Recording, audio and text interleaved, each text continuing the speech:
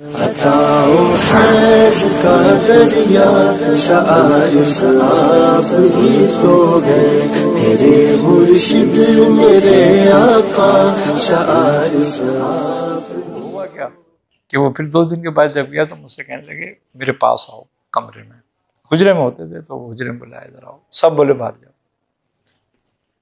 बाहर चले गए। मुझसे कहने लगे देखो हमारी तुम्हारी हो सकता है ये आखिरी मुलाकात हो। ये आप गोया छठी बार मिल रहे थे जो आपने हाँ, बताया।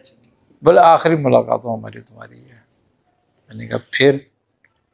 कहने बाकी तुम्हें हिदायत मिलती रहेगी, लेकिन तुम मुझसे मांगो, क्या मांगते हो, क्या चाहते हो तुम? अरे मैंने कहा मियाँ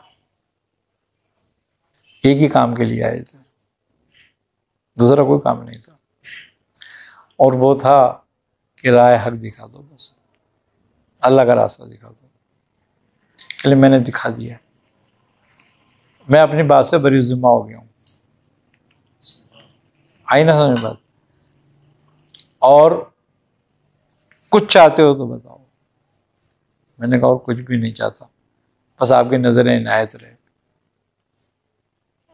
मैं अपना मंजिल पूरी कर लूँ। कहने वो तुम करोगे इंशाल्लाह। और मुझसे कहने लगे कुछ बोलो। मैंने कहा नहीं मियाँ और कुछ नहीं चाहिए मुझे। कहने मैं अपने तमाम सिलसिलों की तुम्हें इजाज़त देता हूँ। हमारे पीर भाई बैठे हुए थे बस, खाली एक इरफान मियाँ, वो उनके वैसे भी खलीफा थे, कि तमाम सलासिल की तुम्हें अपनी इजाज़त देता हूँ, जितना जो कुछ मैंने किया उसकी इजाज़त देता हूँ, और बस मोहतात रहना। मैंने कहा जी वो तो आपने तरबियत कर दी है कि एहतियात क्या चीज़ है, बस। बोले दुनिया की कोई एहतियात नहीं है तुम्हें, मगर एक ही एहतियात बरतना। मैंने कहा क्या? कहने लगे बस जो हक के रास्ते में रुकावट बने उसको छोड़ दो।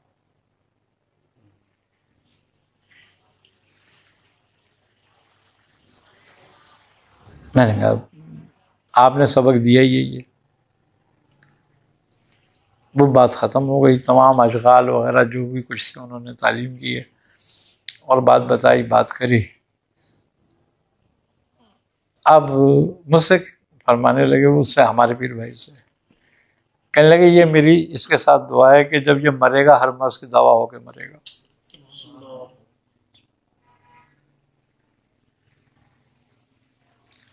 बस खैर कोई बात नहीं, बात खत्म हो गई। अब मुझसे कहने लगे जाओ निकल जाओ मेरे कमरे से, और अब नहीं आना पलट के मेरी तरफ। तुम्हें क्या करना है तुम्हें बता दिया जाएगा।